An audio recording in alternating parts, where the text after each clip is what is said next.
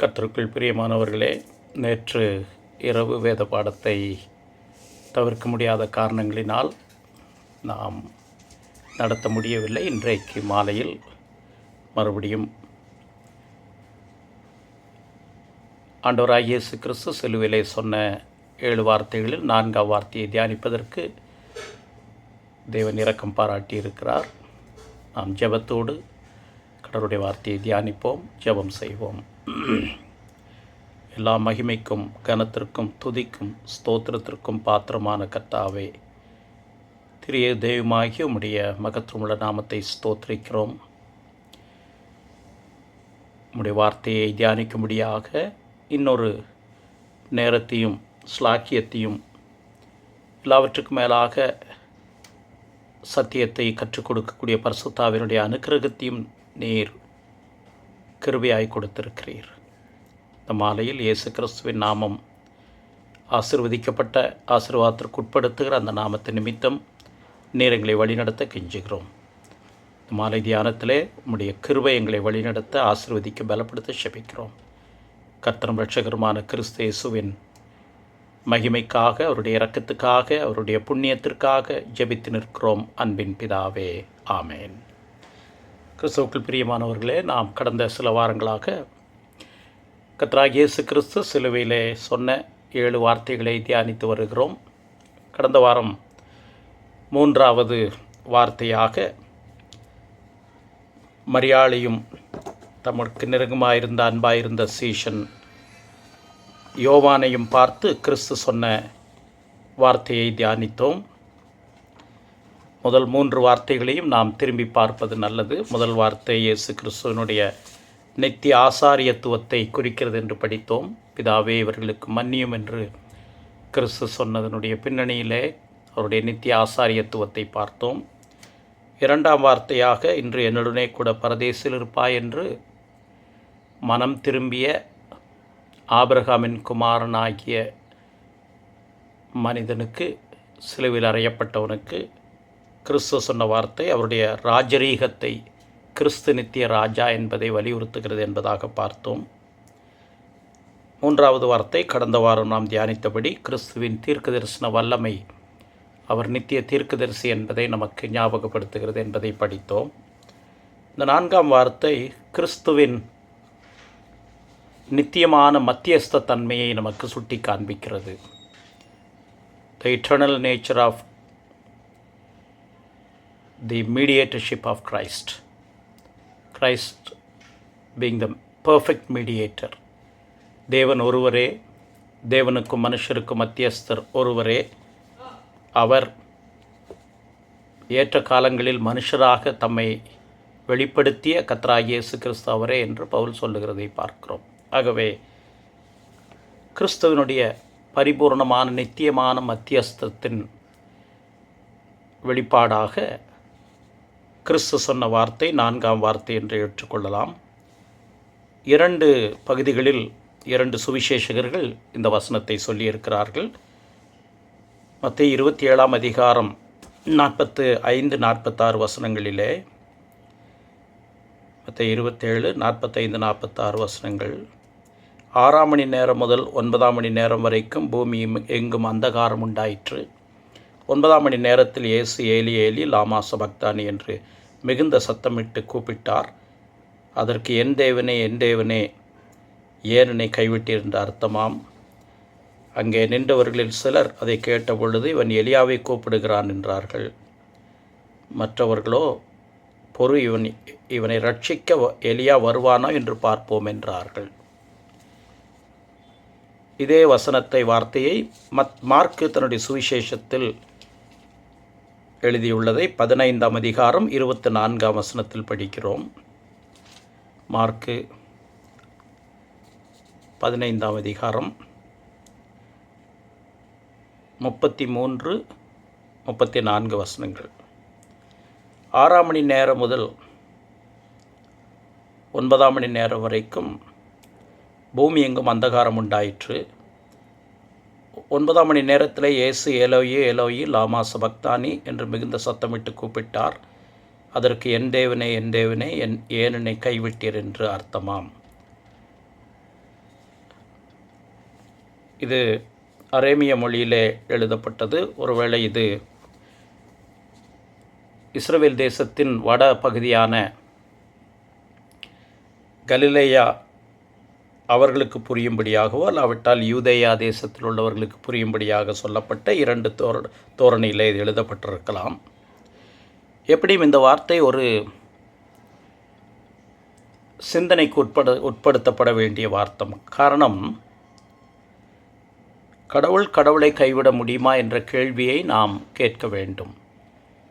நாம் திரித்துவத்தை வேதபூர்வமாக ஏற்றுக்கொள்கிறோம். பிதாவாகிய தேவன், குமாரனாகிய தேவன், பரிசுத்தாவியானவராகிய தேவன் என்ற திரித்துவத்தினுடைய கொள்கையை நாம் ஏற்றுக்கொள்கிறோம். அப்படி என்றால் கிறிஸ்து 100க்கு 100 தேவனானால் தேவனை நோக்கி, இங்கே பிதா என்ற வார்த்தையை கிறிஸ்து பயன்படுத்தவில்லை, அதை பின்னாலே பார்க்க இருக்கிறோம். என் தேவனே என் தேவனே ஏன் என்னை கைவிட்டீர் என்று அவர் மிகுந்த சத்தமிட்டு சொன்னது கடவுள் கைவிட முடியுமா என்ற கேள்வி மிக முக்கியமாக கேட்கப்படுகிறது. முதலாவது இதனுடைய பின்னணியை பார்க்கலாம். 3 மணி நேரம் அந்தகாரம் உண்டாயிற்று. இயேசு கிறிஸ்து முதல் 3 வசனங்களை சொன்னதற்கு பிறகு அந்தகாரம் உண்டாயிற்று. அந்த அந்தகாரத்தினுடைய ஒரு சூப்பர் நேச்சுரல் டார்க்னஸ், இயற்கையான அந்த ஒரு அந்தகாரம் அல்ல. சில சமயத்தில் இயற்கையான சில மாற்றங்கள், அதன் நிமித்தம் வரக்கூடிய ஒளி குறைவு நடைபெறுவது உண்டு. ஆனால் இது மனிதனால் விவரிக்க முடியாத ஒரு அந்தகாரம் 3 மணி நேரம் உண்டானது. 3ஆம் மணி நேரம் 6ஆம் மணி நேரம் முதல் 9ஆம் மணி நேரம் வரைக்கும் பூமி எங்கும் அந்த மகாரம் உண்டாயிற்று. இயேசு கிறிஸ்து அரேமிய மொழியிலே இந்த வார்த்தையை பயன்படுத்துகிறதை அப்படியே எழுதி 2 ஆக்கியோன்களும் அதற்கு விளக்கத்தையும் சொல்லுகிறார்கள். இந்த வசனம், இந்த வார்த்தை சங்கீதம் 22 சொல்லப்பட்டது என்பதையும் நாம் கவனிக்க வேண்டும், அதை புரிந்து கொள்ள வேண்டும். 22ஆம் சங்கீதம் முதல் வசனம், என் தேவனே என் தேவனே ஏன் என்னை கைவிட்டீர் என்ற தொனியில் இருக்கிறது. யூதர்கள் சிறு பிராயம் முதல் 6 வயது முதல் கண்டிப்பாக வேதத்தின் பல பகுதிகளை மனப்பாடம் செய்கிறார்கள், படிக்கிறார்கள். அதில் 22ஆம் சங்கீதத்தையும் அவர்கள் படிக்கிறார்கள். அந்த பின்னணியிலே நாம் பார்க்கும்போது இதனுடைய முக்கியத்துவம், இதை விளங்கிக் கொள்வதற்கு அல்லாவிட்டால் விளங்க முயற்சிப்பதற்கு கடினமான பின்னணியை நாம் கவனிப்பது நல்லது. அதை நாம் அது கொஞ்சம் முரண்பாடாக காட்சியளிக்கும். ஆனால் அதை பார்த்த பிறகுதான் முரண்பாடு போல தோன்றுகிற அந்த பின்னணியிலிருந்து இந்த வசனத்தினுடைய உச்சத்தை அல்லாவிட்டால் ஆழத்தை, தெளிவை நாம் பெறுவது சரியாக இருக்கும், பொருத்தமாக இருக்கும். கிறிஸ்து தேவனானால் கடவுள் எப்படி கடவுளை மறக்க முடியும், கைவிட முடியும்? அவர் நித்திய குமாரன் என்பதை நாம் அறிந்திருக்கிறோம். ஏசாயாவிலே நமக்கு ஒரு பாலகன் பிறந்தார், நமக்கு ஒரு குமாரன் கொடுக்கப்பட்டார், அவர் நித்திய பிதா என்று மேசியாவை பற்றிய, அவருடைய பிறப்பை பற்றிய தீர்க்க தரிசனத்திலே ஏசாயா சொல்லுகிறதை பார்க்கிறோம். அவர் நாமம் அதிசயமானவர், ஆலோசனை கர்த்தா, வல்லமையுள்ள தேவன், நித்திய பிதா. அங்கே பிதா என்பது ஏசாயா அவருடைய கோணத்திலே இயேசு கிறிஸ்து மேசியாவை பற்றி சொல்லுகிறதை நாம் இன்னொரு கோணத்திலே, அல்லாவிட்டால் அதை நாம் பொருத்தி படித்தோம் என்றால் அது விளங்கும். மாத்திரமல்ல, அவர் நேற்றும் இன்றும் என்று மாறாதவராய் இருக்கிறார். இயேசு கிறிஸ்து நேற்றும் இன்றும் என்று மாறாதவராய் இருக்கிறார். அவர் நித்திய பிதா, வல்லமையுள்ள தேவன் என்று அழைக்கப்பட்டவர், நேற்றும் இன்றும் என்று மாறாதவர் என்று வேதத்திலே சொல்லப்பட்டவர். மாத்திரமல்ல, அவரே சொல்லியிருக்கிறார், நானே உலகத்திற்கு ஒளியாயிருக்கிறேன் என்று சொன்னவர். இப்படி இந்த தன்மைகளை உடைய ஒருவர் எப்படி கைவிடப்பட முடியும்? அது மாத்திரமல்ல, திரித்துவத்தோடு குறிப்பாக பிதாவோடு அவருக்குள்ள தொடர்பை பார்க்கலாம். யோவான் எழுதின சுவிசேஷம் 17ஆம் அதிகாரம் 22ஆம் வசனத்திலே நானும் பிதாவும் ஒன்றாய் இருக்கிறோம் என்று சொல்லுகிறார். His assertion is that he and his father are one. John 17:22. மாத்திரமல்ல, யோவான் 10ஆம் அதிகாரம் 17ஆம் வசனத்தில் கொஞ்சம் ஆச்சரியமான ஒரு வசனம். யோவான் 10:17 நான் என் ஜீவனை மறுபடியும் அடைந்து கொள்ளும்படிக்கு அதை கொடுக்கிறபடியினால், அதாவது நல்ல மேய்ப்பன் ஆடுகளுக்காக தன் ஜீவனை கொடுக்கிறான் என்று சொல்லுகிறார். என் ஜீவனை மறுபடியும் அடைந்து கொள்ளும்படி அதை கொடுக்கிறபடியினால் பிதா என்னில் அன்பாயிருக்கிறார் என்றும் சொல்லுகிறார். நான் என் ஜீவனை கொடுக்கப் போகிறேன். பாவியாக அவர் அதை செய்யப்போவது கிடையாது. அவர் பாவம் செய்யவில்லை. தாமே ஆடுகளுக்காக தம்முடைய ஜீவனை கொடுக்கிறார். தம்முடைய ஜீவனை அவர் கொடுக்கும்போது இயேசு கிறிஸ்து சொன்ன வார்த்தை, பிதா அப்படி நான் என் ஜீவனை மறுபடியும் அடைந்து கொள்ளும்படிக்கு அதை கொடுக்கிறபடினால் பிதா என்னிடத்தில் அன்பாயிருக்கிறார் என்று சொன்னார். ஒருவனும் அதாவது ஜீவனை என்னிடத்திலிருந்து எடுத்துக்கொள்ள மாட்டான். நானே அதை கொடுக்கிறேன். அதை கொடுக்கவும் எனக்கு அதிகாரம் உண்டு. அதை மறுபடியும் எடுத்துக்கொள்ளவும் எனக்கு அதிகாரம் உண்டு. இந்த கட்டளை என் பிதாவினிடத்தில் பெற்றுக்கொண்டேன் என்று சொன்னவர் எப்படி கைவிடப்பட முடியும் என்ற கேள்வி.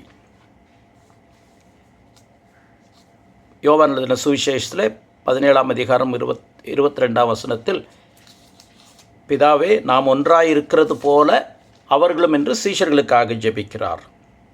அதே போல் யோவான் 8ஆம் அதிகாரம் 29ஆம் வசனத்தில், என்னை அனுப்பினவர், அந்த வார்த்தையை கவனிப்போம், என்னை அனுப்பினவர் என்னுடனே கூட இருக்கிறார். பிதாவுக்கு பிரியமானவைகளை நான் எப்பொழுதும் செய்கிறபடியால் அவர் என்னை தனியே இருக்க விடவில்லை என்றார். இந்த வசனங்களையெல்லாம் நாம் படிக்கும்போது இயற்கையாக எப்படி இயேசு கிறிஸ்து இந்த வார்த்தையை, இந்த வசனத்தை சொல்ல முடியும்? அல்லாவிட்டால் நித்திய குமாரனாகிய, நித்திய தன்மையுடைய மாறாத வெளிச்சமாகிய குமாரன் எப்படி கைவிடப்படுவார்? அந்த வார்த்தையை பயன்படுத்துவதனுடைய பின்னணி என்று பார்க்கும்போது சங்கீதம் 22 நாம் அதை கவனிக்கிறோம். சங்கீதம் 22ஆம் சங்கீதத்தில், பிதா என் தேவனே என் தேவனே ஏன் என்னை கைவிட்டீர் என்று ஆரம்பிக்கிற இந்த சங்கீதம் சில வார்த்தைகளை நமக்கு கோடிட்டு காண்பிக்கிறது. அதை கவனிப்பது நல்லது.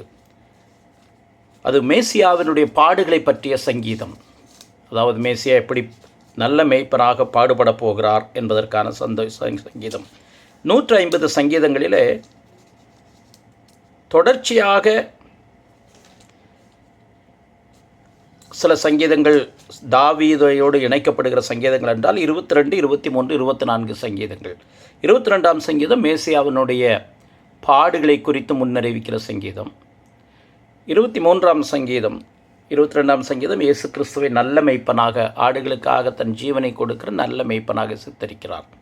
23ஆம் வசனத்தில் கர்த்தரின் மேய்ப்பராயிருக்கிறார் என்று ஆடுகள் உவமையை சொல்லும்போது அவர் பெரிய மேய்ப்பனாக எப்படி சமாதானத்தை கொடுக்கிறார் என்று சொல்லுகிறார்.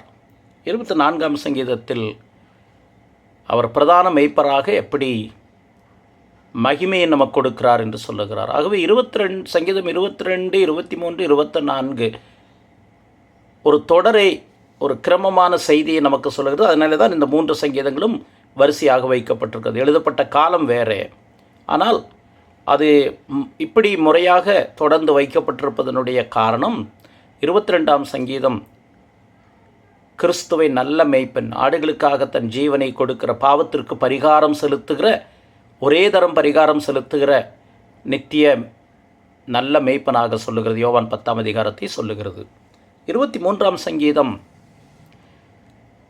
கர்த்தரின் மேய்ப்பராக இருக்கிறார், நான் தாழ்ச்சி அடையேன், நான் மரண இருளின் பள்ளத்தாக்கில் நடந்தாலும் பொல்லாப்புக்கு பயப்படேன் என்ற இந்த சங்கீதத்தினுடைய சாரம்சம் இயேசு கிறிஸ்து பெரிய மேய்ப்பர் என்று சொல்லுகிறது. அதாவது எப்படி விசுவாசிகளுக்கு சமாதானத்தை இந்த உலகத்திலே கட்டளையிடுகிறார், புல்லுள்ள இடங்களில் மேய்க்கிறார் என்றெல்லாம் சொல்லுகிறார். இந்த பெரிய மேய்ப்பன் என்கிற வார்த்தை எபிரேயர் 12ஆம் அதிகாரத்தில் இருக்கிறது. சங்கீதம் 23 கிட்டத்தட்ட எபிரேயர் 12ஆம் அதிகாரத்தில் பிரதிபலிக்கப்பட்டிருக்கிறது. எபிரேயர் 13ஆம் அதிகாரம், இன்றைக்கும் 13ஆம் அதிகாரம் 20ஆம் வசனத்தில், நித்திய உடன்படிக்கையின் இரத்தத்தினாலே ஆடுகளுடைய பெரிய மெய்ப்பரான நம்முடைய கர்த்தராகிய இயேசுவை மரித்தோரிலிருந்து ஏறி வர பண்ணின சமாதானத்தின் தேவன் உங்களில் தமக்கு பிரியமானதை நடப்பித்து தம்முடைய சித்தத்தின்படி செய்ய உங்களை சகலவித நற்கிரியிலும் சீர்பொருந்த பண்ணுவாராக. 23ஆம் சங்கீதத்தை இது பிரதிபலிக்கிறது. எப்படி புல்லுள்ள இடங்களில் மேய்க்கிறார், சத்துருக்களுக்கு முன்பாக ஒரு பந்தி ஆயத்தப்படுத்துகிறார், கர்த்தருடைய ஜீவனுள்ள நாளெல்லாம் நன்மையும் கிருபையும் எப்படி தொடர்ந்து வருகிறது. விசுவாசியினுடைய சமாதானம் அல்லாவிட்டால் இயேசு கிறிஸ்துவின் மூலமாக ரட்சிப்பினுடைய தொடர்ச்சியான பரிசுத்தமாகுதலை சொல்லுகிறார். பெரிய மேய்ப்பன் என்று 23ஆம் சங்கீதம் நமக்கு அவரை பற்றி கற்றுக் கொடுக்கிறது. 24ஆம் சங்கீதம் மகிமை மகிமை என்ற வார்த்தையை சொல்லுகிறது. யார் கர்த்தருடைய பருவத்தில் ஏறுவான், யார் அவருடைய மகிமையிலே பிரவேசிப்பான். மகிமையின் ராஜா அவர் பிரவேசிக்கிறார். மகிமை என்கிற வார்த்தை பயன்படுத்தப்படும் பொழுது நாம் வேதத்தில் இந்தோடு தொடர்புடைய அவருடைய மெய்ப்பனுடைய தன்மையை பார்க்கிறோம். இயேசு கிறிஸ்துவனுடைய மெய்ப்பனுடைய தன்மையை நாம் 1 பேதுரு 5ஆம் அதிகாரத்தில் மகிமையை இணைத்து 24ஆம் சங்கீதத்தில் சொல்லப்பட்ட மகிமையை இணைத்து சொல்லப்படுகிற வார்த்தையை கவனிக்கிறோம்.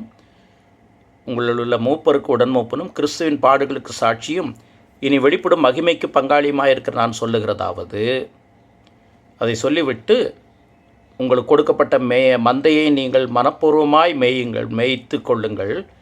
அப்படி செய்தால் 4ஆம் வசனத்தில் பிரதான மேய்ப்பர் வெளிப்படும் போது மகிமையுள்ள வாடாத கிரீடத்தை பெறுவீர்கள். அந்த மகிமையுள்ள வாடாத கிரீடத்தின் தன்மையைத்தான் 24ஆம் சங்கீதம் சொல்லுகிறது. ஆகவே இந்த 3 சங்கீதங்களும் கிறிஸ்துவனுடைய மேசிய பணியை சொல்லுகிறது. 22ஆம் சங்கீதம் குறிப்பாக அந்த பின்னணியை சொல்லுகிறது. 22ஆம் சங்கீதம் அந்த சங்கீதக்காரன் என்ன சொல்லுகிறான், எனக்கு உதவி செய்யாமலும் நான் கதறி சொல்லும் வார்த்தைகளையும் ஏன் கேளாமலும் ஏன் தூரமாக இருக்கிறீர். நான் பகலிலும் கூப்பிடுகிறேன் உத்தரவு கொடீர், இரவிலும் கூப்பிடுகிறேன் எனக்கு அமைதல் இல்லை என்று சங்கீதக்காரன் சொல்லும்போது, கடவுளுடைய பிரசன்னத்திலே நமக்கு எந்த விதத்திலும் அடைக்கலம் கிடையாது, அல்லாவிட்டால் நாம் அவரை நெருங்க முடியாது என்ற இக்கட்டான ஒரு பயங்கரமான நிலைமையை சொல்லுகிறார். அதனால தான் என் தேவனே ஏன் என்னை கைவிட்டீர் என்று சொல்லுகிறார். சில சமயத்தில் சங்கீதங்களிலே வேதத்திலே நான் அதிகாலையிலே கடவுளை தேடினேன், அவர் எனக்கு உதவி செய்தார், இக்கட்டு காலத்தில் அவரை நோக்கி கூப்பிட்டேன், அவர் எனக்கு செவி கொடுத்தார் என்று சில தன்மைகளை சில விடுதலைகளை நாம் பார்க்கிறோம். ஆனால் இந்த இடத்துல 22ஆம் சங்கீதத்தில் பகலிலே கூப்பிடுகிறேன் உத்தரவு கொடீர், இரவிலே கூப்பிடுகிறேன் எனக்கு அமைதல் இல்லை என்றால் அதற்கு காரணம் 3ஆம் வசனத்திலே பதில் சொல்லுகிறதை பார்க்கிறோம். அது தொடர்புடைய 3ஆவது வசனம், இஸ்ரவேலின் துதிகளுக்குள் வாசமாயிருக்கிற தேவரீரே பரிசுத்தர். அதாவது அவர் எல்லையில்லாத பரிசுத்தராக இருக்கிறபடியினால் மனிதன் அவரிடத்தில் நெருங்க முடியாது என்பதை சங்கீதக்காரன் சொல்லுகிறான். ஆகவே இரவிலும் கூப்பிட்டேன் பகலிலும் கூப்பிட்டேன் எனக்கு பதில் இல்லை, என் தேவனே ஏன் என்னை கைவிட்டீர் என்று சொல்லுகிறார். இந்த சங்கீதத்தில் அதை சொல்லி அப்படியே தொடர்ந்து வரும்போது, என் வஸ்திரங்களை 18ஆம் வசனத்தில் என் வஸ்திரங்களை தங்களுக்குள்ளே பங்கிட்டு என் உடையின் பேரில் சீட்டு போட்டார்கள் என்று சிலுவையின் கீழே நடந்த நிகழ்ச்சி முன் தீர்க்கத உரையாக சொல்லப்பட்டது. அதை நாம் கடந்த முறை படித்தோம். கடைசியாக இந்த சங்கீதம் வெற்றி துணியோடு முடிகிறது. அதாவது அவர்கள் அவரே இவைகளை செய்தார் என்று பிறக்கப் போகிற ஜனங்களுக்கு அவருடைய நீதியை அறிவிப்பார்கள், ஒரு சந்ததி அவரை சேவிக்கும், தலைமுறையாக அது ஆண்டவருடைய சந்ததி எனப்படும். இப்படி இந்த சங்கீதம் ஒரு நம்பிக்கையில்லாத நிலைமையில் ஆரம்பித்தது. அந்த நம்பிக்கையில்லாத நிலைமைக்கு பின்னணியில் என்ன காரணம் என்பதை சொல்லி அதோடு தொடர்புடைய பல்வேறு அம்சங்களை சொல்லி இறுதியிலே வெற்றியோடு விடுதலையோடு இந்த சங்கீதம் முடிகிறதை நாம் பார்க்கிறோம். ஆகவே இந்த 4வது வார்த்தை எடுத்து சொல்லப்பட்ட சங்கீதம் 22 நமக்கு எதை கோடிட்டு காண்பிக்கிறது என்றால், கடவுள் எல்லையில்லாத பரிசுத்தர், மனிதன் அவரை இரவும் பகலும் தேடினாலும் கண்டுபிடிக்க முடியாது, அமைதல் இல்லை, சமாதானம் இல்லை, உத்தரவு இல்லை, கடவுள் செவி கொடுக்க முடியாத நிலைமையிலே மனிதன் தன்னை உட்படுத்தி இருக்கிறான். ஆகவே என் தேவனே ஏன் என்னை கைவிட்டீர் என்று சொல்லுகிற வார்த்தையை நாம் பார்க்கிறோம். இதில் நாம் கவனிக்க வேண்டிய முக்கியமான அம்சம், பிதாவே என்று அவர் கூப்பிடவில்லை. முதல் வசனத்திலே பிதாவே இவர்களுக்கு மன்னியும் என்று சொன்னார். அது அவருடைய ஆசாரியத்துவம், பரிந்து பேசுகிற மனிதர் சார்பாக கடவுளிடத்திலே பரிந்து பேசுகிற ஒரு வார்த்தை. நெருக்கத்தை, கடவுளோடு மனிதன் எவ்வளவு நெருக்கமாக இருக்க முடியும், அவரை அப்பா பிதாவே என்று அழைக்கும்படியான புத்திர சுரவிகாரத்தின் ஆவியை பெற்றிருக்கிறான் என்பதை சொல்லுகிறார். ஆனால் இந்த இடத்துல என் தேவனே என்று சொல்லும்போது ஏலோகிம் என்கிற வார்த்தை, சிலர் சொல்லுகிறார்கள் ஏலோகிம் ஏலோகிம் என்று சொல்லும்போது திரித்துவ தேவனை சொல்லுகிற அடையாளம் என்று சொல்லுகிறார்கள். ஆனால் ஏலி என்று மொழிபெயர்க்கப்பட்டிருக்கிறது. தேவனே தேவனே என்று சொல்லும்போது சட்ட ரீதியான வார்த்தையை பயன்படுத்துகிறார். நீதிபதியை பார்த்து நியாயம் செய்கிறவரே என்று சொல்லுகிறோம். அவரை ஒருவேளை அவருடைய பிள்ளை அவரை தகப்பன் என்று சொன்னாலும் அவரும் குற்றம் செய்து நீதிமன்றத்திற்கு முன்பாக கொண்டு வரப்பட்டால் அவர் தகப்பனே என்று நீதிமன்றத்திலே தன்னுடைய நீதிமதி இருக்கையில் அமர்ந்திருக்கிற தன்னுடைய தகப்பனை பார்த்து தகப்பனே என்று சொல்ல முடியாது. அவன் குற்றவாளி, சட்டத்தின்படி தண்டிக்கப்பட வேண்டியவன், நியாயம் விசாரிக்கப்பட வேண்டியவன். அப்பொழுது அவர் எந்த வார்த்தையை பயன்படுத்த வேண்டும் என்றால் நீதிபதி அவர்களே, கனம் நீதிபதி அவர்கள் என்று சொல்ல வேண்டும். தகப்பனாயிருந்தாலும் ஒருவேளை உறவினர்கள் யாராவது அப்படி பிடிக்கப்பட்டு வந்தார்கள் என்று வைத்துக்கொள்ளுவோம். அவர்கள் தகப்பனே மாமா என்றெல்லாம் சொல்ல முடியாது. கனம் நீதிபதி அவர்களே, நீங்கள் எங்களுக்கு இறங்குங்கள், எங்களுக்கு உதவி செய்யுங்கள், நான் தவறு செய்து விட்டேன், இல்லாவிட்டால் தவறு செய்யலை என்று சொல்ல வேண்டும். அந்த பின்னணியிலே தான் it is the language, the term that is used in a legal environment in which an accused, even though is related to the judge, maybe his own son probably in extreme conditions, he cannot address the judge who is seated on the seat as father, though he may be his biological father, because he is an accused now. He has to only address as my lord or honorable judge. He cannot call him father. அந்த சட்ட ரீதியான வார்த்தையோடு இது உடையது. அதாவது மனிதன் கடவுளை விட்டு நிரந்தரமாக பிரிக்கப்பட்டவன் என்ற அடிப்படையில் அந்த வார்த்தை பயன்படுத்தப்படுகிறது. இன்னொரு வகையில் ஏன் என்னை கைவிட்டீர் என்று சொன்னால், ஆண்டவருக்கு அந்த வார்த்தை தெரியவில்லை, அது ஏன் இப்படி நடந்தது என்று தெரியவில்லை என்ற ஞான குறைவினாலே இந்த வார்த்தையை சொல்லவில்லை. சில சமயத்தில் நாம் ஏன் எனக்கு இப்படி நடக்கிறது என்று சொன்னால் அதனுடைய விளக்கம் தெரியவில்லை, பின்னணி தெரியவில்லை, புதிராக இருக்கிறது. ஆகவே நாம் ஏன் என்ற கேள்வியை கேட்கிறோம். ஆனால் இந்த இடத்துல ஏன் என்ற கேள்வி அது அல்ல. ஏன் தமக்கு இந்த அநீதி இழைக்கப்படுகிறது? பாவம் செய்யாதவர், பரிசுத்தர், தமக்கு இந்த நிலைமை, என்னை ஏன் கைவிட்டீர் என்று சொல்லும்போது பாவம் செய்யாத தம்மை எப்படி இப்படிப்பட்ட ஒரு அகோரமான பாடுகள், நிந்தை, சிலுவையிலே அறையப்பட்ட இந்த துர்பாக்கிய நிலைமைக்கு உட்படுத்த வேண்டும் என்ற அந்த ஒரு தொடர்போடு இந்த வார்த்தை கேட்கப்படுகிறது. ஏன் என்னை கைவிட்டீர்? ஏனென்றால் அவர் தெளிவாக அவர் சொன்ன காரியங்களை பார்க்கிறோம். அவர் நான் எருசலேமுக்கு போக வேண்டும், பாடுபட வேண்டும் என்று சொன்னதை நாம் அறிந்திருக்கிறோம். என்ற கேள்வி என்றால் திடீரென்று அவர் சிலுவைக்கு போகவில்லை. அவருடைய சித்தமின்றி அவர் சிலுவைக்கு போகவில்லை. கெத்சமனே தோட்டத்திலே அவர் பாடுபடுவதற்கு முன்பதாக பிதாவே என்னுடைய சித்தத்தின்படி அல்ல உம்முடைய சித்தத்தின்படி ஆக கடவுது என்று சொன்னதை நாம் அறிந்திருக்கிறோம். ஏன் என்னை கைவிட்டீர் என்கிற வார்த்தை ஒருவேளை அவருக்கு தெரியாமல், அவருக்கு புரியாமல் நடந்தது என்பது அல்ல. அதிலே தான் இந்த செய்தியினுடைய ஆழத்தை நாம் பார்க்கிறோம். ஏன் என்பது அவர் அறிந்தே இதற்கு முன் வந்திருக்கிறார். அவர் சொன்ன வார்த்தைகளிலிருந்து நமக்கு அது தெரியும். அவரை, கிறிஸ்துவை, ரோம சேவகர்களும் ஜனத்தினுடைய அதிபதிகளும் பிடித்தபோது பேதுரு ஒரு வேலைக்காரனை காதற வெட்டும் பொழுது, உன் கத்தியை உரையிலே போடு, இப்பொழுது நான் வேண்டிக் கொண்டால் 12 லேகியோனுக்கு அதிகமான தூதர்கள் வந்து இந்த ரோம சாம்ராஜ்யத்தை அழிக்க முடியாதா? அது பிதாவினுடைய சித்தம் அல்ல. அப்படி என்றால் வேதத்திலே சொல்லப்பட்டது எப்படி நிறைவேறும் என்று சொல்லுகிறார். ஆகவே அவர் எருசலேமுக்கு போகும்போது மனுஷர்குமாரன் பாடுபட வேண்டும், பல பாடுகள் படவும், சிலுவையில் அறையப்படவும், மறுபடியும் உயிர்த்தெழுந்திருக்க வேண்டும் என்பதையும் ஆண்டவர் சொல்லியிருக்கிறார். அப்படி என்றால் ஏன் கைவிட்டீர் என்ற வார்த்தையை அவர் பயன்படுத்துகிறார் என்று நாம் வேதபூர்வமாக சிந்திக்க அழைக்கப்படுகிறோம். பிதாவே என்ற வார்த்தையை சொல்லவில்லை. அதிலே நாம் கடந்து வருகிற செய்தி நெருக்கமான உறவு இல்லை என்பதை அது சுட்டி காண்பிக்கிறது. ஏதோ ஒரு இடைவெளி பிரிவு இருக்கிறது என்பதை வலியுறுத்துகிறது என்பதை பார்த்தோம். முதல் வசனத்திலே பிதாவே இவர்களுக்கு மன்னியும் என்று சொன்னவர், கடைசியிலே பிதாவே உடைய கரங்களில் நாவி ஒப்புக் கொடுக்கிறேன் என்று சொன்னவர், இந்த இரண்டுக்கும் இடையிலே பிதாவே ஏன் என்னை கைவிட்டீர் என்று கேட்கவில்லை. என் தேவனே என் தேவனே என்று சொல்லி அவர் சொன்னதனுடைய முகாந்திரம் ஏன் என்ற வார்த்தை, அது அவருடைய பாவம் இல்லாத அவர் எப்படி தண்டிக்கப்பட முடியும் என்பது. ஆதாம் பாவம் செய்யாத வரைக்கும் அவனுக்கு தண்டனை கிடையாது. அதிலே சொன்னார், எப்பொழுது கீழ்ப்படியாமை போகிறையோ நீ கனியை புசிக்கும் நாளிலே சாவாய். சாவு என்பது பிரிக்கப்படுகிற நிலைமை, கடவுளை விட்டு பிரிக்கப்படுகிற நிலைமை.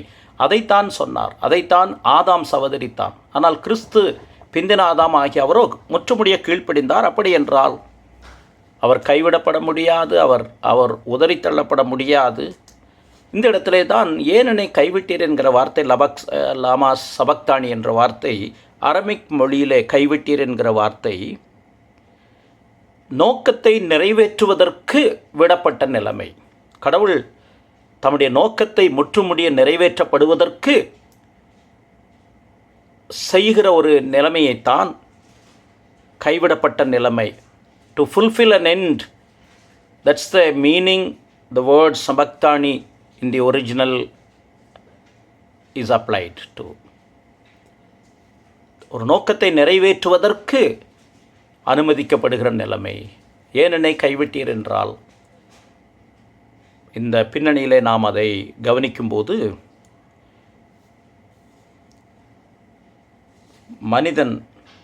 மனிதனுடைய இரண்டு காரியங்களை பார்க்கிறோம். முதலாவது, மனிதனுடைய நிரந்தர பிரிவின் அடையாளத்தை இது காண்பிக்கிறது.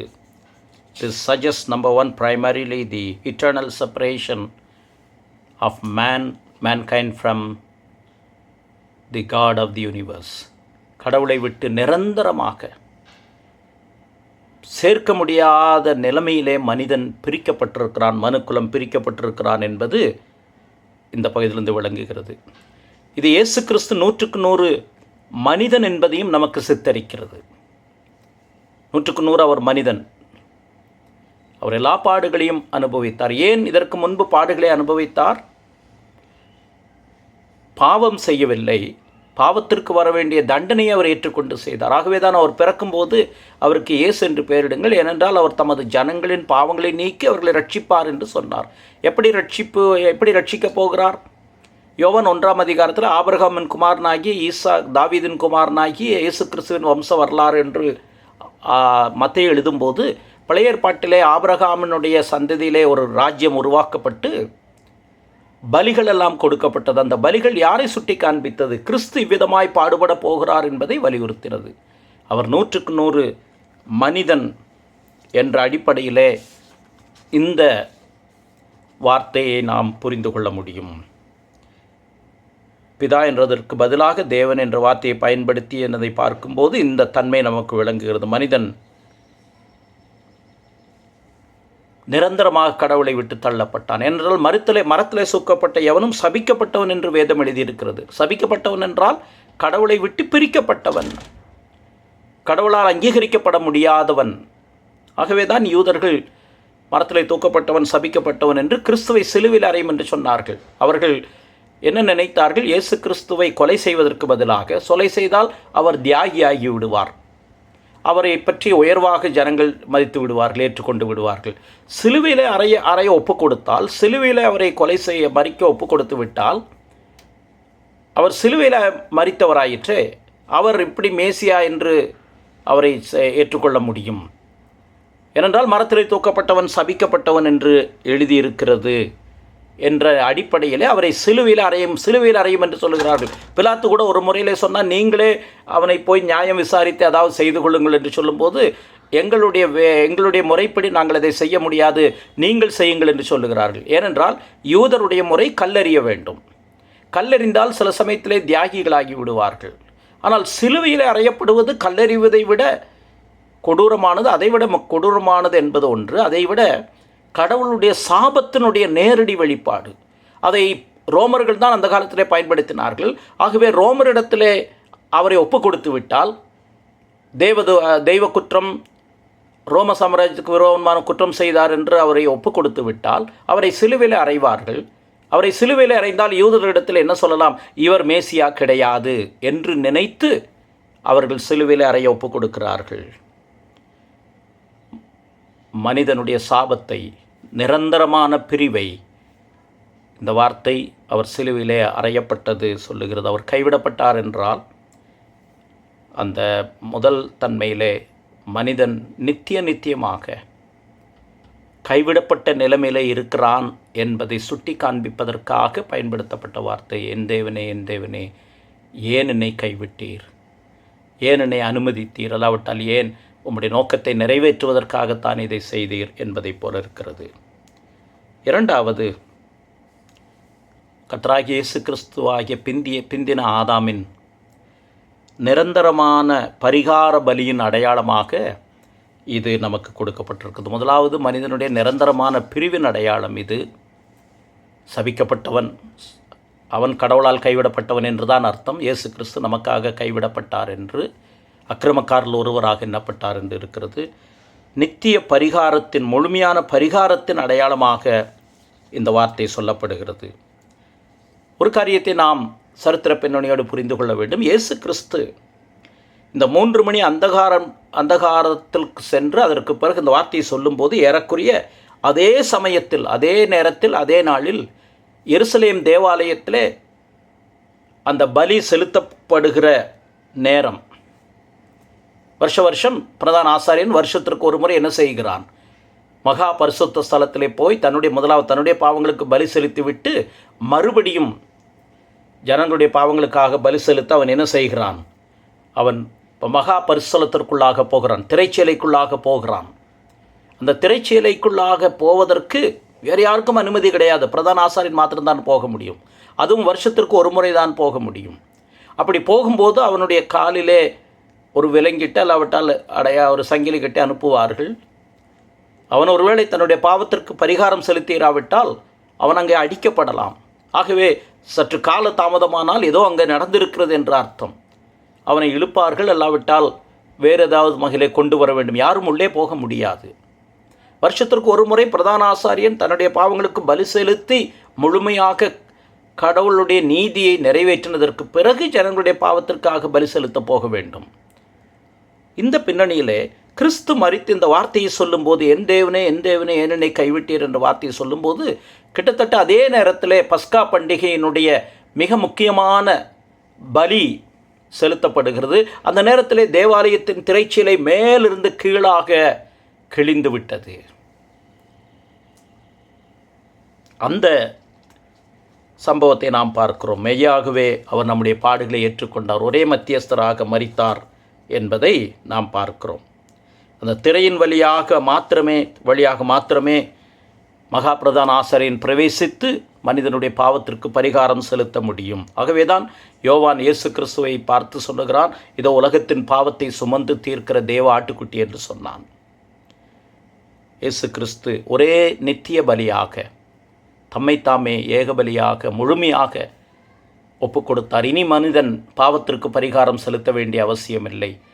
வேறு எந்த முயற்சியையும், தன்னுடைய முயற்சி எதையும் செய்யாதபடிக்கு கிறிஸ்து ஒரே தரம், எபிரேயரில் சொல்லப்பட்டது போல, தம்முடைய சொந்த சரீரத்தினாலே ஒரே தரம் திரைக்குள் பிரவேசித்து நித்திய ரட்சிப்பை அவர் ஏற்படுத்தினார் என்று நாம் ஏற்றுக்கொள்வதற்காக இந்த வார்த்தையை நாம் பயன்படுத்துகிறோம். அந்த பிரதான பலிக்காக அந்த ஆடு பாதுகாக்கப்பட்டு பழுதற்ற அந்த ஆட்டுக்குட்டி என்ன செய்யப்படுகிறது? பலி செலுத்தப்படுகிறது. இந்த பின்னணியிலே கிறிஸ்து சொன்ன வார்த்தையினுடைய இரண்டாம் தகுதியை பார்க்கிறோம். நிரந்தரமாக மனிதன் சாபத்தினுடைய அடையாளமாக பிரிக்கப்பட்டான் என்பதை இந்த வார்த்தை சொல்லுகிறது. இரண்டாவது, நிரந்தர பலியாக உலகத்தினுடைய பாவத்தை அவர் சுமக்கிறார் என்பதனுடைய அடையாளமாக பழைய ஏற்பாட்டில் அந்த சம்பவம் இருக்கிறது. 2 ஆட்டை பழுதற்ற ஆட்டுக்குட்டிகள் தெரிந்திருக்கிறார்கள். ஒன்றை அடித்து மகா பரிசுத்த ஸ்தலத்திலே ரத்தம் பூசப்பட வேண்டும். இன்னொரு ஆட்டின் தலையின் மேல் பிரதான ஆசாரியன் கைகளை வைக்கிறான். அந்த ஆடு அந்த பாவத்தை, ஜனங்களுடைய பாவத்தை சுமந்து அப்படியே போகிறது. போக்காடாக வனாந்தரத்தில் போகிறது. அங்கே அது எந்த காட்டு விலங்கினாலே அழிக்கப்படும், இரையாக்கப்படும் என்று தெரியாது. ஆனால் அது போக்காடாக பழுதற்ற ஆட்டுக்குட்டி அப்படியே அனுப்பப்படுகிறது. சிவப்பு கயிறை தலையிலே அந்த அவருடைய கொம்பிலே கட்டி, அந்த ஆட்டினுடைய கொம்பிலே கட்டி அனுப்புவார்கள். அதை பார்த்து கொண்டு, அதற்கென்று நியமிக்கப்பட்டவர்கள் அதை பார்த்து கொண்டே இருப்பார்கள். அப்பொழுது தூரமாக போகும்போது அதை வெள்ளை நிறமாக, அந்த சிவப்பு வெள்ளையாக மாறுகிறது என்பதை கவனித்து ஊரில் வந்து சொல்லுவார்கள், எருசலேம் வந்து சொல்லுவார்கள், அந்த சிவப்பு நிறம் மாறி வெண்மையாக விட்டது. கடவுள் நம்மை ஏற்றுக்கொண்டார், நம்முடைய பலியை ஏற்றுக்கொண்டார். ஏனென்றால் ஏசாயா சொன்னார், உங்கள் பாவங்கள் சிவேரென்று இருந்தாலும் பஞ்சை போல வெண்மையாகும் என்று சொல்லியிருக்கிறார். அது நடந்து விட்டது என்று சொல்லுவார்கள். அந்த ஆடு அப்படியே விடப்படுகிறது, தனியே விடப்படுகிறது. அதன் மூலமாக ஜனங்கள் கடவுளிடத்திலே சேர்க்கப்படுகிறார்கள். இந்த பின்னணியிலே தான் இயேசு கிறிஸ்து சொன்ன 4வது வார்த்தையை பார்க்கிறோம். என் தேவனே, என் தேவனே, ஏன் என்னை கைவிட்டீர் என்பதாகும். இதிலே இந்த வசனத்தின் மூலமாக நாம் பிதாவுக்கும் குமாரனுக்கும் உள்ள நெருங்கிய தொடர்பை பார்க்கிறோம்.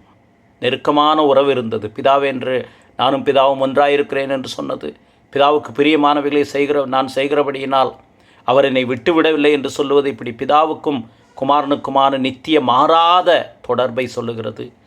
திருத்துவத்தை இது நமக்கு காண்பிக்கிறது. இந்த வார்த்தை திருத்துவத்தை காண்பிக்கிறது. ஆகவே தான் சில வேத பண்டிதர்கள் சொல்லுகிறார்கள், ஏலி ஏலி லாமா சபக்தானி என்பதை விடவும் ஏலோகிம் ஏலோகிம் லாமா சபக்தானி. ஏலோகிம் என்று சொன்னால் ஒன்றுக்கு மேற்பட்ட பன்மை, திருத்துவத்தினுடைய தன்மை என்று சொல்லப்படுகிறது. அந்த திருத்துவத்தினுடைய வடிவமைப்பு இந்த வார்த்தையை சொல்லுகிறது. மாத்திரமல்ல, அவர்தாமே சிலுவையை தெரிந்தெடுத்தார், தாமே அதற்குள்ளாக சென்றார்.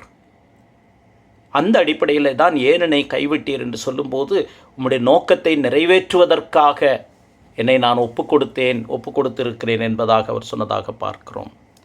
அவருடைய மரணம் சாபத்திற்குட்பட்ட மரணம். அந்த சாபத்தை மனிதன் நிரந்தரமாக தன் தலையிலே வைத்திருக்கிறான். ஆனால் இயேசு கிறிஸ்து அதை ஏற்றுக்கொண்டபடியினால் உலகத்தின் பாவம் அவர் பேரிலே, நம்முடைய பாவங்கள் அவர் பேரிலே வைக்கப்பட்டபடியினாலே அந்த அகோரத்தை, துதிகளுக்குள் வாசமாயிருக்கிற பரிசுத்தர், பாவத்தை பார்க்கக்கூடாத பரிசுத்தர் அதை அங்கீகரிக்கவில்லை. பாவத்தை அவர் அங்கீகரிக்கவில்லை. ஆனால் இயேசு கிறிஸ்துடைய நீதியை மாத்திரம் ஏற்றுக்கொண்டார் என்பதற்கு அடையாளமாக இந்த வார்த்தை நமக்கு பயன்படுத்தப்படுகிறது. கிறிஸ்துவுக்குள் பிரியமானவர்களே, இந்த லெந்து நாட்களில் நாம் நம்முடைய ஆத்மாவை குறித்து சிந்திக்கும் போது இந்த வசனம் கற்றுக் கொடுக்கிற இந்த மிக முக்கியமான ஆசீர்வாதமான செய்தியை நாம் மறந்துவிடக்கூடாது.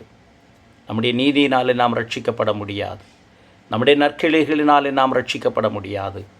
இந்த வேத பாடத்தில் இணைந்திருக்கிறவர்கள் இன்னும் ஒருவேளை இப்படிப்பட்ட லெந்து காலங்களையோ கிறிஸ்தவ அனுசரணைகளையோ வைராக்கியமாக நீங்கள் அனுசரிக்கிறவர்களாக இருக்கலாம்.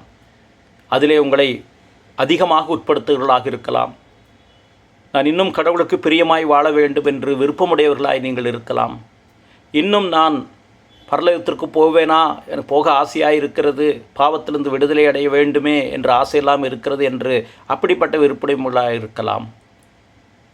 இந்த வசனத்தை கேட்பதன் மூலமாக இயேசு கிறிஸ்து என்னுடைய பாவத்தினுடைய அகோரத்தை, என்னுடைய சாபத்தை சிலுவையில் ஏற்றுக்கொண்டார். அது நிமித்தம் என்னுடைய பாவம் கடவுளை விட்டு என்னை எப்படி நித்தியமாக பிரிக்கிறது என்ற அடையாளத்தை இந்த வசனத்தின் மூலமாக கிறிஸ்து எனக்கு வெளிப்படுத்தி இருக்கிறார். அதற்கு நான் பரிகாரம் எதுவும் செலுத்த முடியாது. அவர் நிரந்தரமான ஒரே பலியாக தம்மை தாமே ஒப்பு கொடுத்திருக்கிறார். அவருடைய பலியை பிதாவானவர் அங்கீகரித்திருக்கிறார். திருத்துவம் அதை ஏற்றுக்கொண்டிருக்கிறது.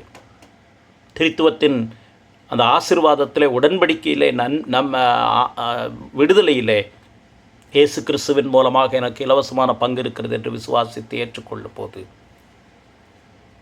தேவனுடைய புத்திரர் என்ற பாக்கியம் நமக்கு கிடைக்கிறது. கடவுளோடு நாம் இணைக்கப்படுகிறோம். பிரிக்கப்பட்ட மனிதன் நித்தியமாக கடவுளுடைய பிரசன்னத்திலிருந்தும் ஆளுகையிலிருந்தும் அவருடைய வல்லமையிலிருந்தும் அவருடைய நன்மையிலிருந்தும் நிரந்தரமாக பிரிக்கப்பட்ட மனிதன். அவருடைய பரிகார பலியின் மூலமாக அவர் கைவிடப்பட்டதினாலே நாம் கைவிடப்படாதபடிக்கு ஏற்றுக்கொள்ளப்படுகிறோம் என்ற செய்தியை நாம் ஏற்றுக்கொண்டு விசுவாசித்து மனம் திரும்பி கிறிஸ்துவையே சார்ந்து கொள்ள கடவுள் நமக்கு கிருபை செய்வாராக. ஆமேன். ஜெபம் செய்வோம். நேற்றும் இன்றும் என்று மாறாத கர்த்தாவே, உடைய வார்த்தையை தியானிப்பது எங்களுக்கு கொடுக்கப்பட்ட பாக்கியம். இந்த மாலையிலும் கர்த்தராகிய இயேசு கிறிஸ்து சிலுவிலே சொன்ன 4வது வார்த்தை, என் தேவனே என் தேவனே ஏன் என்னை கைவிட்டீர் என்று சொன்ன வார்த்தையை தியானிக்க கிருபை செய்தீர். கர்த்தராகிய இயேசு கிறிஸ்து எங்களுக்கு வர வேண்டிய தண்டனை அவர் சுமந்தபடியினாலே, அவர் அந்த பாடுகளை ஏற்றுக்கொண்டபடியினாலே மனிதன் எப்படி நிரந்தரமாக பிரிக்கப்பட்டவன் என்பதை உணர்த்தும்படியாக சொன்ன வார்த்தையை நாங்கள் கேட்டோம். மாத்திரமல்ல, அவருடைய பலி நிரந்தரமான ஒரே பலியாக அங்கீகரிக்கப்பட்டு விட்டது. பழைய ஏற்பாட்டிலே எப்படி அந்த போக்காடு, பழுதில்லாத போக்காடு தனியே விடப்பட்டு அது தன்னை அழித்து கொள்ளுகிறதோ, அதே போல கிறிஸ்து ஏகபலியாக தம்மை ஒப்பு கொடுத்தது நிமித்தம் அந்த விடுதலையை, பாவ மன்னிப்பை, பரலோகத்தின் ஈவுகளை கட்டளையிட்டார், வாக்கு சம்பாதித்திருக்கிறார் என்ற நம்பிக்கையை கொடுத்திருக்கிறீர். இந்த சத்தியத்தை கேட்டவர்கள் இந்த ஆசீர்வாதத்திலே, அனுபவத்திலே தங்களை உட்படுத்தி கொள்ள பரிசுத்த ஆவியானவராகிய தேவன் உதவி செய்ய ஜெபிக்கிறோம்.